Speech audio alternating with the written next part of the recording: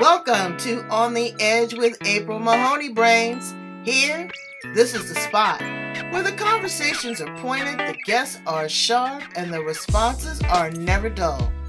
Did you bring your thinking caps? Because it's time to put them on. Because the conversation starts now. What you doing today, Tyler? You ain't doing nothing today? He works from home. Yeah, I'm working. Let me see you. You handsome rascal. Look at you. Yeah, I'm working from home, so what kind of work do you do? I'm a technical recruiter. A technical recruiter. So you recruit tech heads? Yep, there you go. Oh, all kind? Yeah, for the most part, but mainly. Get in here. Let me see your face. Talk to me. Let me see your face. My bad. I was off to the side, but yeah, I'm in project. I recruit on project management roles, so mainly. Oh, is there a lot of women in that space now? There needs to be more, but it's growing. I'm definitely connecting with a lot of women, especially women of color. So women of color, okay. Are they doing engineering and STEM? Yeah, yep. Mm-hmm. Okay. All right. Well, good. Let me know, man. I'll bring you back on the show and talk to you about that because we need to ratchet up. Because they couldn't have got to the moon without a woman. There you go. All right. Thank you. Would love to. But I'm just you. Oh. You and Leslie, my daughter in Texas, convinced me to do this. Exactly. All right, nice meeting you. All right, nice meeting you too. He's a cute little chocolate drop. Yes, he is. Yes, he is. Now, where are you at, Carolyn? Where do you live? In Greenville, North Carolina. You know what? I'm getting so many people from North Carolina. What is happening down there? Is the property and the taxes right? Because everybody's calling me from North Carolina. The property is much less. You could get something really nice for less than $500,000 here. Really? Yeah, 200,000-300,000. Really? Yeah, San Diego, I know. Yes, paradise. You ever been here? No, but I heard it was really nice. Oh, you need to come, and when you come, I'm gonna treat you like a princess, honey. We're gonna go to the theater. I gotta come there. Yes, come. You retired now, so you ain't got nothing but time to luxuriate. That's right. That is absolutely right. Okay, going there. Who that in the background? That's my husband. Hi, husband. He's in here. He's doing something with collard greens, cleaning them. Ooh, what does he do with his collard greens? Does he put meat in it, or does he just do vegetable broth? Oh no, we're here in North Carolina. We do meat. Oh, what you put some ham hocks? Smoked ham hock, a little ham, or something like that. Yikes! Mm-hmm. You know what? I just have. Are some you a vegetarian? No, girl. Yeah. I eat some meat. But I'm really trying to change my diet because I'm gonna be 60 in a couple weeks. And yesterday I went through something, I don't know what it was. My leg from my ankle up to my head was having shooting pains and all this kind of stuff. And I was like, this is not good. That's turning 60, honey. I'm know. Way ahead of you. Ooh, wait. Well, Brains, welcome to On the Edge with April Mahoney and Carolyn Taylor.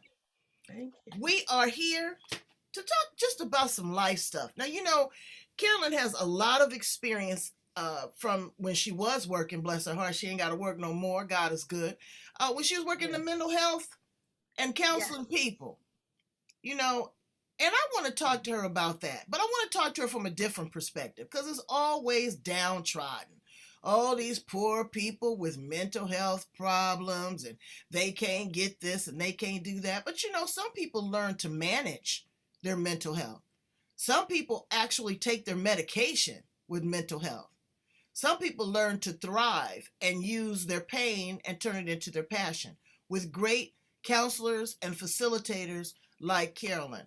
I also want to talk to her about what we can do as family members, friends, and community members to support people in the mental health area. Because I'm going to tell you, Brains, it's scary.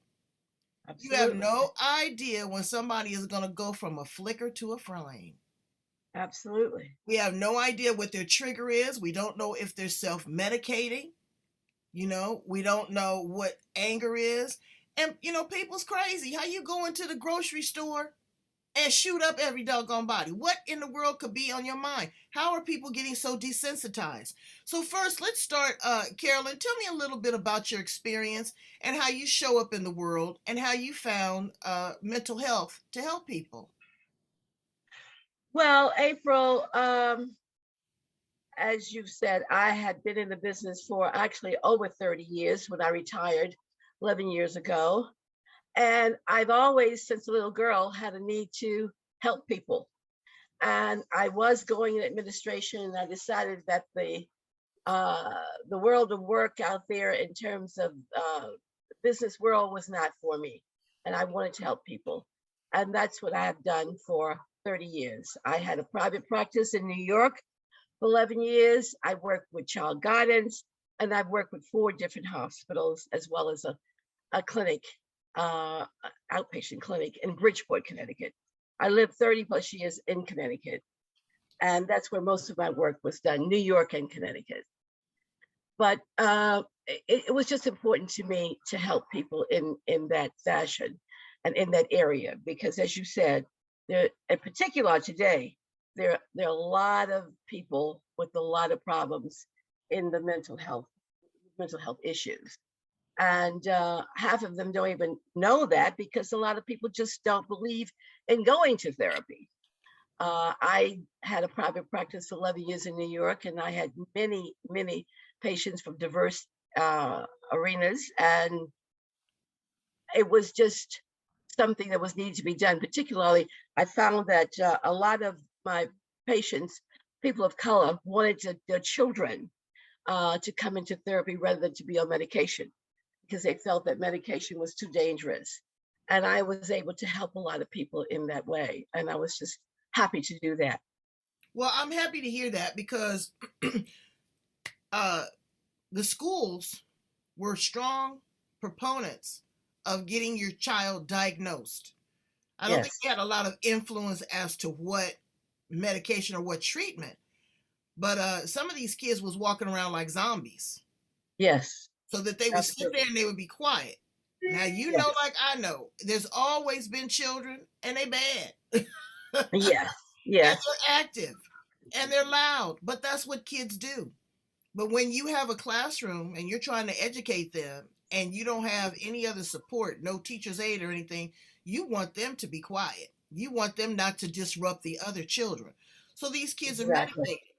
medicated. They were punished. They were medicating these kids. But now, what I see they're doing in schools, and I think is so impressive, it used to be corporal punishment. You go in the back and your teacher would either hit your bottom or hit your hands with that ruler. But Exactly. now they're putting them to the side and they're teaching them emotional freedom technique where they're tapping. They're teaching them yoga and Yes, meditation where they're yes, quieting that monkey mind. They're really trying to incorporate things with these kids so that they have tools that will last them a lifetime. But then they go home to dysfunctional households where the yes, parents probably need more treatment than the kids do. yes, So it's hard to offset that. What do yes. we do when we are a person that has a family member that really has a challenge or mental health? How do we, how do we adjust? We have to adjust our lives, but what do we do? Because we're scared. Yeah, we are scared, but what we really should do, in my mind, is to first look at the root cause. There are a lot of kids who have been in foster homes, that Mhm. are adopted by people, or who are taking care of them in foster care, who kids who have been born with drug addiction.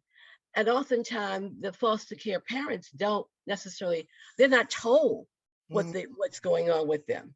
And we need to be able to look at the root cause in terms of what's making them have ADD or ADHD, what's making them to have behavioral problems. And then do, just as you mentioned in terms of what some of the schools are doing, is to be able to differentiate and help the children to work this out in ways in which it doesn't make the kid feel like they are bad, but Mhm. rather to deal with the behaviors. Because once a child internalizes the fact that they are bad, then they're going to continue Right. to do that and act out because they need attention. They're starved. for attention. Mhm. So we really need to first look at the root cause, and more institutions need to be able to tell the foster parents or parents who adopt these children what is going on and what happened when they were born. Were they born drug addicted? Were they born alcohol addicted? Because the behaviors are going to be similar. The And way they also act. check out these foster parents to make sure that they are not instilling some of these bad behaviors, because all these foster parents, sometimes it's just about a check. You Yeah, know, my that's true. my aunt raised over 50 foster children.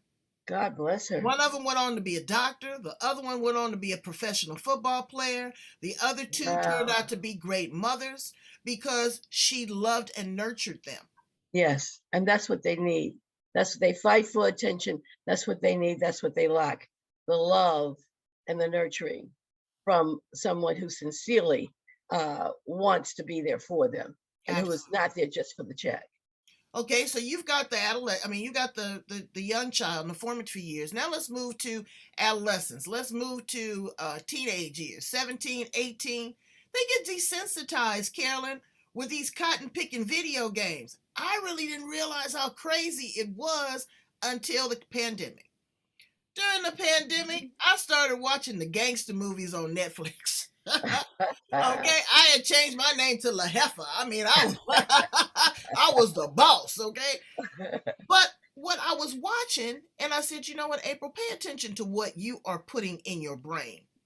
Be careful. Mm-hmm. They were shooting up and killing people just because they didn't like what they said or because they did something. There was no negotiation. Okay.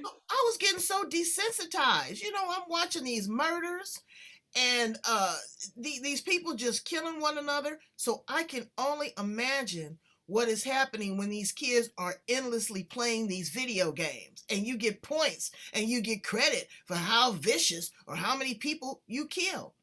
And then they reenact this in real life, especially if they're already touched, if they already have a challenge. This just magnifies it. You know, what are some of the signs and some of the symptoms that parents should look for? Is it when your kid is isolated? What's going on? How can we check in with them? Well, that's a difficult question to answer, really, because there could be so many different variables involved. Number one, the parent needs to understand that teenagers are going to have ups and downs in terms of where their personality lies, in terms of whether they're depressed, whether they feel isolated, alone, whether their friends have ignored them. There's so many variables involved. And also, what's the parents teaching them? Let's look at this young 18-year-old who killed 10 people in Buffalo, who had racist parents. I'm sure he looked at many of those types of videos, and with the parents instilling racism, it was just easy for him to go and do something so psychotic. And it's very, very sad. But they're going to continue to buy these kind of videos because they sell and people want excitement because they're bored. But if a teenager, I feel, is being isolated, particularly if they're introverted, and a parent needs to know what's going on with the child in terms of their personality, what are they doing, who are their friends, That's right. how involved are they with these friends, what are they teaching each other, what are they exploring in terms of games and things that they're doing. Going through their room, okay, going through their room, going through their backpack, going through their car. You ain't gonna live in my house and just I don't know what's going on. I'm gonna know what's going on in my house. Exactly. Oh, a lot of parents are ambivalent because they say, okay, this is a time when they're the age they need to have some freedom. And I agree with that. They need to have some freedom, but there should be some stipulations in their house. And they still need to know what's going on. What's on that computer? Who are they interacting with? Are they interacting with strangers? Do you know these people? Do you know their friends? Do you know their friends' parents? Parents have to be more, and it's very sad because you're really ambivalent. You're really wondering whether I should or shouldn't, because I want to give them freedom. I want to be able to make decisions. Okay. But freedom, you have to. Freedom is earned, baby. Exactly. Freedom is earned. It's not just something that's given. Children, in my opinion, want discipline. They want regulation. They want to know that somebody cares about them. They want to know that there's some boundaries. There will be some Exactly. boundaries up in here. I told my kids, Exactly. you're not going to talk to me crazy. And you know, some of these parents let their kids talk to them crazy, let them cuss at them. I wish you would even call me a liar. Mm-hmm. Okay? Mm-hmm. Mm-hmm. No. We're not going to put up with that. There's got to be rules because they have to move in and be independent contributors to society. Exactly. Okay? Exactly. And you teach Exactly. It your must be kids, rules. right? But you know, you teach your kids to be a racist. Okay, so is that going to get them a job? Is that going to make them rich? Is that going to be the next innovative thing that the world turns to? No, you're going to create a monster. You're going to That's create right. somebody that is isolated, somebody that doesn't have very many friends, somebody Right. that may not be able to even hold a job. Right. Okay. Right. So you think Mm-hmm. that you're doing something because you don't like the color of somebody's skin. That's ignorance. Do you have Exactly. do you have anybody, any friends? I've got friends of every color. I've dated guys of all nationalities because I was Absolutely. curious. Curiosity didn't kill the cat. Right. Curiosity manifested great things like the lion. Absolutely. So Absolutely. now, Carolyn, let's talk about as they've moved from their formative years to adolescence. Now they're full blown adults. Mm-hmm. And they get into this world of self medicating. They know that there's something wrong, but they don't like the feeling that these medications give them. One of my friends had to take injections because he wouldn't take his pills. And he ended up dying by suicide because he couldn't regulate the injection. You know, he'd take it, I think Mm-hmm. every 30 days or no, every 3 months or something like that. That's a long time to be in your system. Mm-hmm. So the police come up on you, you know, and you have an episode. Or some family member calls the police and says, hey, look, my brother or my sister is having a mental illness challenge. Please come and help us escort them off the property. But you know what? They don't come as peace officers, they come Mm-hmm. as peace Mm-hmm. officers. Mm-hmm. And Mm-hmm. it's because they're not trained, brains. What you have to understand, when you call the police, baby, you ain't calling him over for milk and cookies. Absolutely. Absolutely. You call him Absolutely. because it's a disturbance. Yeah. But you know what, April, that's a double-edged sword because the police are just, especially if it's a rookie or someone's only been a policeman for 6 months a year, first first thing they think of is self-preservation. They want to save themselves. They don't know the issue. They don't know how serious it is. They don't know what this person's going to do. They don't know very much about mental health, even though most police departments say they train their people in mental health. The training is so limited. They do not know because you can't group everyone into a bundle. Each of these diagnoses are different. Each would manifest themselves in different ways. Every person is different based on their environment, based on how they grew up, based on what their own ego strengths are, which are strengths that they have internally that no one else teaches them, but they're born with this in terms of the DNA. You just don't know what's going on. So it's very hard to decide who's the criminal or what they're going to do, or should I shoot or should I not. I think there should be rules and regulations in terms of knowing how far to go and to maybe take someone in the mental health field with them so That's they right. can help understand what's going on in the moment. But everybody is reacting, and you just don't know who's really seriously ill or who's pretending or Mhm. who's on the medication, who's overdosing, who's not. It's a very, very complex situation. And So the police officer, who's to say that he doesn't have a mental health challenge? absolutely, Okay, because all he sees is lies, death, destruction, manipulation all day long. absolutely, So he becomes absolutely. desensitized. Everybody he Mhm. runs up against is a suspect. He's looking That's at right. everybody with a side eye. I say that there should be limits to a police officer out in the field. He should be able to work out in the field for 10 good years and then go in the office, work with, recruiting, do something else to decompress. They Hmm. need to have a Hmm. perk team. They need to have a mental health team. Everybody was talking about Absolutely. defund the police. I don't say defund the police. Right. Fund them, but fund them Fund them. right. Okay, but fund Hmm. them right so that people understand. I get it. Somebody pulls a gun on you, you're gonna react. Exactly. Somebody pulls a knife on you, you're gonna react. Exactly. But I just Exactly. don't understand why you so quick to react when they black and brown. And I say this brings with I'm brushing this with a broad stroke. Mm-hmm. The young man goes in, he kills up all these people in the grocery store. They Mm-hmm. take him out with dignity and respect. Okay. Yeah. And then he Go goes to figure. court. Wait, and then he goes to court and has the nerve to say that he is not guilty. Not guilty. Now you know that's a mental health issue right there. Okay. It's Yeah, a mental absolutely. health issue of society for allowing that. Yes. There are other countries that wouldn't have even took him to jail. He's staying there in jail. He's getting 3 hots and a cot. Mm-hmm. Mm-hmm. Mm-hmm. And a public defender that their community has to pay for to defend him because he's killed up all these people in the grocery store. Exactly. It's exactly. off, and then you got these politricians. Okay. Interesting. Yeah. You got them in there doing nothing.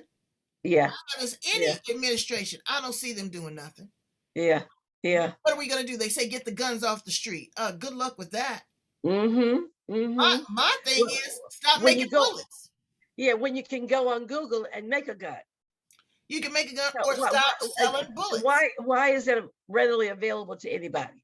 That doesn't make sense to me. Who's allowing this? I interviewed a woman on my show a couple weeks ago. She was a police officer in London. She had just retired and never carried a gun. She said she didn't even want to carry mace. She never carried a gun. Well, and here we are. We got 15, 16-year-olds with guns. Yes. It's really crazy. So as we move, after we move from the young adult, as you get older, mental health takes on a different form of dementia, of Alzheimer's. What is that transition like? What's going on in the head of a person that has maybe dementia or Alzheimer's? I'm not really sure. Well, those diagnoses are two distinct differences. And oftentimes people who do not understand it, they get them intertwined and confused. Dementia is just the aging process of a person getting older in terms of forgetfulness. Now, mental health is measured by degree. Dementia can be mild, it can be moderate, it could be serious, it could be to the point that you just forget everything. Most people, as they age, when they do get dementia, it's usually about being able to remember things from the past and not being able to remember everything that happened yesterday. Now, as opposed to Alzheimer's is a very serious mental illness and it's usually genetic, and you can have Alzheimer's as early as your 40s or 50s, depending on your DNA. But when you do get it, your brain deteriorates and you are not able to grasp, not just in terms of your memory, but you don't know where you are, who's there. You don't know the time of day. You don't know the president. You don't know any of that. But it is a more serious disease, mental health disease, that oftentimes people generally die from Alzheimer's, depending how serious it is. Right. They say it's a regression. I mean, you really move back to your infancy stage. You get out of the bathroom and, feeding yourself, all of that. You just really kind of spiral backwards. Yes, you don't know what's going on. You don't know who you're dealing with. And with Alzheimer's, oftentimes, even when it starts to progress and it's mild or moderate, you can often leave the home. If the door is open, you can leave the home and find yourself lost and not know where you are. You can leave the home without shoes, without clothes, and you still don't know what's going on. Yeah, It's a I very found a couple serious. in my neighborhood. I found a couple senior citizens, Mm-hmm. you know, and I brought them to my house and had lemonade. And, you know, my husband works in law enforcement, so I had him contact their families. I say Mm-hmm. this to you really quickly, Brains. If you have a parent with dementia or Alzheimer's, please, please tag them. Please, please tag them. Please tag them. Absolutely. Get them, you know, tell them this is a Absolutely. pretty bracelet, you know, that this is whatever. This is a pretty necklace with your phone number. You don't know what you don't know. You don't know who they're going to come encounter with. You don't know if they're going to cross the street and get hit by a car. You don't know how far they're going to be able to wander off. They're going to get on a bus. Exactly. You can't tell this. Exactly. You can't Exactly. tell this what's going on. My girlfriend lost her mother. She let her out. She said, "Mama, wait right here. I'm going to park the car." Mm-hmm. 3 hours later, she didn't know where her mother was. Mm-hmm. Mm-hmm. Mm-hmm. Mama Very had true. wandered off. That's right. That's right. In fact, I had about 3 months ago, my neighbor behind me, he had his mom living with him, had lost his wife who had died, who had had cancer and had died. He had his mom living with him. And this one day, this late in the afternoon, this lady came. I didn't know her, didn't know she was with him, came into my yard. And she had cigarettes in her hand, a pack. She had a lighter in the other hand. She was in her slippers, and she did not know who she was or where she was. But she said, "I live over there." She was pointing to another neighbor's yard. Hmm. And I said, "Oh my God, I don't know who this lady is, how far she's walked. Let me just call 911." And that's what I did.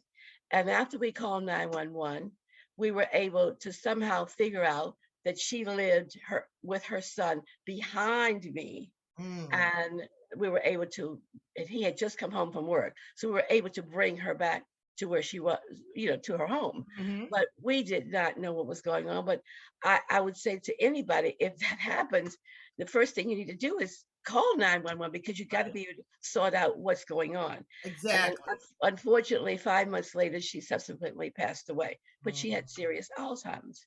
Right. And And it is detrimental. So some of the things that I've heard that people can do that I'm working on right now is to stimulate your brain. Your brain is a muscle, Brains. right, right, I'm learning to absolutely. play the guitar. Carolyn, Oh, nice. it ain't no joke, okay? I Trying to bet. remember the muscle memory, trying to read the music, keeping time, trying to sing and make it sound like something is work. I'm But sure I it feel is. I'm exhausted afterwards. I feel like I've had a workout, but I've worked out my brain. I read. I Yes. literally and I found something else that really impacted my health was this cotton picking computer. Ah, Looking at this screen for 6, 7 hours a day, I was getting nauseous. that's right. My vision is impaired. That's right. What am I reading? What am I thinking? My blood pressure was changed. Yes. All of Yes. these things. So I step away. I give myself working hours. I step away. I go have lunch. I go out to the park. I take my book. I actually have a book and I read it. Can you believe that? That's right. This is That's what I'm right. reading right now, Viola. I'm reading the same Are you? thing. Oh, good. I'm You know I'm what? halfway.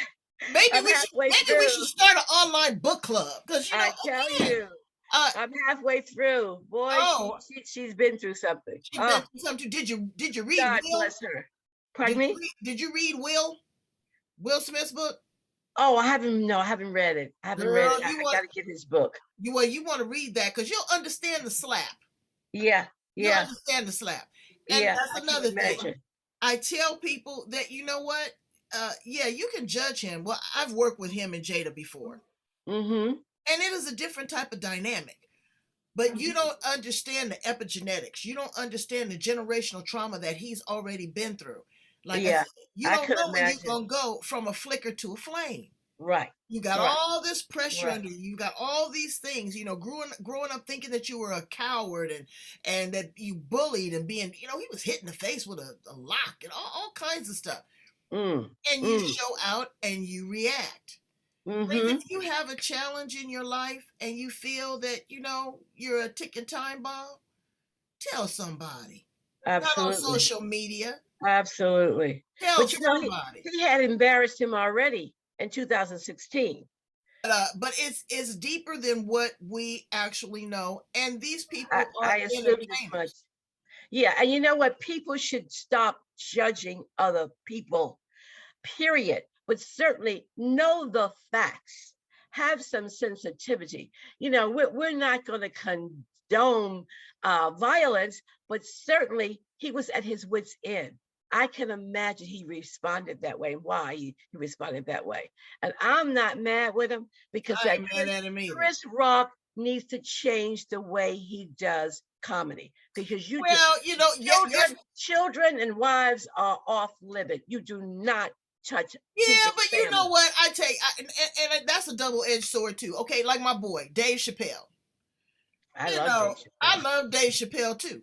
Yeah, I love him too. And you know, the transgender community are not listening. Grace, what you need to do first is not listen to all the negativity, because see, that's what you're right, getting off on. That's what right, you're feeding off on. Listen right. to the sensitivity, Yes. what he's saying, because he's speaking volumes. Yeah. You know, he's Yeah. speaking volumes as Yeah. to being sensitive. But I tell you, Carolyn, sometimes the stuff is funny. Yeah. It's funny. Absolutely. You used to be Absolutely. able to you used to be able to call a little person a midget and talk about them, Hmm. and it'd be funny, and they'd be in the audience laughing now. You Uh-huh. used to be able Uh-huh. to talk about the gay man and call him a sissy, and it was funny. You Yeah. used to be able Yeah. to talk about the fat girl, and it was funny. Now Yeah. everybody's got to be so politically correct. Well, you know Yeah. what? I'm still gonna laugh. I don't sit in the Hmm. front row at the comedy show, but I'm still Hmm. gonna laugh Hmm. because I laugh Hmm. to keep from crying. Yeah, I hear you. I I laugh hear to you. keep from crying. I hear you. So You have to be able to laugh. But I just feel that if you're talking to an audience and someone's directly there in front of you, and you want to come up with a joke, that's one thing.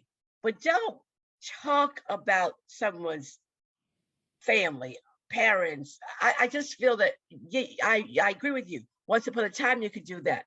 But the world is so complex and so chaotic today so that polarized. everybody's on edge. Everybody's on edge. And you got to be able to relate to start where the world is. Mhm, And you got to be able to relate to the times. This mhm, is just something you just don't do with families now. right. Talk to him, you know, that's one thing. Man to man, talk to him, make a joke of him about him. But right there in that form, that was inappropriate in my mind. Right. What do Well, you and think? you know, let's say, and the world is watching. So Yes. my mother say, you know, where you make the mess is where you clean it up. Amen. Amen to that. Amen to that. So let's Absolutely. ask some fun questions about you. What Okay. what makes you happy? What just make, and I don't want to hear about the kids and the grandkids and all that and the husband. What truly makes you happy on the inside? Well, you have a sense of, and once again, I apologize for what UPS did with your picture. But what makes me happy, one of the things that makes me happy is to be able to be in a room, quiet, and be able to paint a picture. Mhm. And my thing is abstracts and still lifes. I don't like doing caricatures. I don't like doing people's faces. That's what makes me happy. I love the environment. I love, love, love flowers, plants, trees. And that that just relaxes me and it makes me happy. To be able to be in what I call the room I was in earlier, I call that my prayer room, to be Mhm. able to pray and meditate and read the Bible. That makes me happy. Makes me happy. Okay. What's your Yeah. favorite food? Ooh, good question. Mm. You know, my girlfriend has a cousin who's a baker, and she made me for Mother's Day the most delicious cupcakes. Mm, Uh, it that would melt in your mouth. mm, And I would imagine, I think my favorite food is probably a dessert, like cupcakes or mm. cheesecake. Yeah. But food in general, I love to cook. I cook everything, anything, everything, pretty much. Italian food. Uh, Oh. I cook American soul food. Mhm. I probably can cook just about anything, but it makes me happy to be able to cook and to do things for other people. I mean, I'm not a people pleaser as such, but I like to help. I like to help people. I'm a helper. Well, And I I guess mean, that's you know, why I went into mental that's why health. you went into mental health. Yes. Absolutely. What are Yeah. 3 things that you absolutely cannot live without? Oh, good question. Mm, what is it that I can't live without? I can't live without the ability to be able to bathe, Oh, bathe. I love a. You think Uh, you like showers or baths? I love baths. I love a bath too. I love a Oh, bath on the quiet Friday evening when I have a glass of wine and mhm. bubble bath and it's quiet in my bathroom. I just had my bathroom done over, so I love it now. Uh, I I like to read. Uh, but what makes me happy? And you said nothing about people. Okay, No. 3 things that you can't live without. I can't live without. So you Oh, said you're. So well, you you said know what? reading. You said taking a I know bath. that I know that we need money to exist, particularly in this day and time. But being that I'm now retired, I've learned to live on less, and I've learned to make do. Yeah, You know, just be not go frugal. without everything that I want, but to make do and not feel that I must have this, I must have that. I just with COVID, I've become more quiet, more reserved, and I don't want to be around a whole lot of people. I don't either. And I'm Yeah. such a socialite. We were at the play Mm. with my daughter. I was like, okay, after I did all the hey, how you doing, all that, I sat back. And she said, Mommy, we've got front row seats. I said, no, let's just kind of sit up so I can, do the helicopter view. I'm not trying to do all of that. I hear you So, exactly. I if still wear you my were, mask. I still wear my mask I do too, on and planes. been vaccinated. Okay. Yes, yes, me too. If you were an appliance in the kitchen, what appliance would you be, Carolyn? Mm, good question. Probably a wash machine because I wash 2 or 3 times, 4 times a week. Wow. Now that I have my grandson here who goes and exercises every morning and And uses a lot sweating. of clothes. I Yeah, know. I know. probably a wash machine because I have this thing for cleanliness. Cleanliness is next to godliness. That's So right. I would probably want a wash machine to make sure my clothes are clean. Okay. And in closing, Queen, what do you want your legacy to be? Oh, wonderful question. Wonderful question. I would probably say that my my most significant contribution to life was having my children. And I want to think that I did the best job that I could as a mother. And they tell me that all the time, that I am a wonderful mother. And I probably would want to know that I made them happy and that they're good contributing citizens to the world and I did my part as a mother. I would like for that to be my legacy, that I made that contribution. Well, you've made that contribution to me and all the brains here on the edge. Thank you for taking us, through different phases of mental health, what we can do, how we can assist people with these challenges, how we can recognize the signs and the symptoms, how we can ask and raise our hand for help, how we can tell people that we love them and support them, how we can make a mean pot of greens and have a good bubble bath. Thank you so Absolutely. much for being with us. And we're going to talk about that book club because I think that would be fun. I think so too. Thank you so much, Cheryl. I would appreciate it. April. Oh, God. Same April, time? I know it's April. April, you look like my cousin Cheryl. Okay. Oh, and Then Cheryl I must went be back super for a cool. moment. Cheryl might be super cool. All right. Thank you so much Yeah, for being here on the I edge know with it's me. April. Forgive me. April Mahoney. Absolutely, April. That is, you know what? If somebody just calls me outside of my name and it ain't an ugly one, I take it as a compliment because that was on their heart. So, Cheryl, here's to you, baby. Absolutely. Talk to you Absolutely. soon, Carolyn. Thank you, April. Appreciate it. All right. Okay. Bye-bye now.